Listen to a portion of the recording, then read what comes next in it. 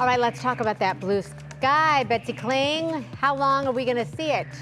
Well, things are looking pretty good for us for the rest of the evening and even into the day tomorrow. There's just a few clouds off to the north of us. Really not a whole lot to talk about.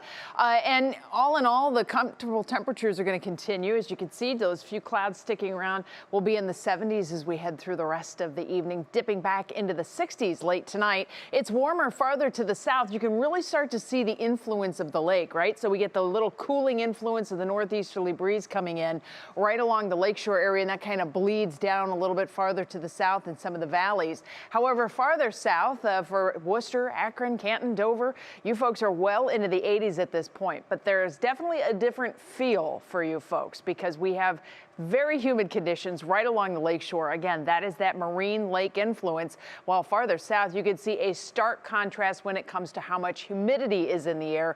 Only 32% relative humidity at this hour. This will start to even out in the coming days, but we can't get any rain chances in here until we get the humidity in here, and it's just not really happening anytime soon for us. Lots of sunshine around. We do have those few clouds as noted, and those clouds, most of them are coming off of a low to the east of us. This has been a really interesting storm system to watch, hanging out off of Norfolk and Virginia Beach. This is going to continue to just kind of meander its way to the west. The rain that it is bringing in is not able to make it over the Appalachian Mountains, so we're actually staying dry, but of course the clouds are able to make it over the mountains. This storm system will gradually start to turn and meander out to the east. Meanwhile, we've got a big area of high pressure that's going to drop in, and that is going to bring us a little bit of heat relief by the time we hit Friday. Let me set it up for you. There's that area of low pressure. It's going to try to meander westward, but you can see the rain never really crosses the mountains.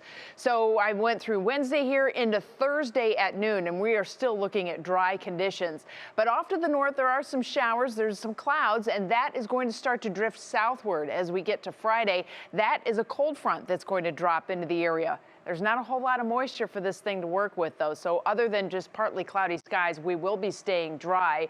That front will introduce a little bit of cooler air, so we drop the temperatures on Friday back into the mid-70s, and then that washes out as we start to get a big push from the west that comes our way and brings us not only clouds for Saturday, but we're probably going to start to pick up some rain chances, especially into the day on Sunday and then Monday and Tuesday. So we're looking for any chance of rain in the forecast, and it looks like it's finally going to start to arrive by the time we hit the end of the weekend. Clear skies for tonight, temperatures dipping back into the upper 50s. Your National Designer hour-by-hour forecast for tomorrow, 80 degrees and sunshine.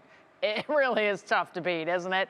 We're going to do that all over again for your Thursday, and then you can see Friday with partly cloudy skies, temperatures in the mid-70s. The rest of your Union Home Mortgage forecast, we bumped up the temperatures on Sunday ahead of the rain that starts to sneak into the area. It's going to have a little bit of a humid feel to the day, and then next week fall arrives, and so does fall-like weather as temperatures cool back into the 70s. Christy. The next few days looks like a sweet spot. Thank you so much, Bets.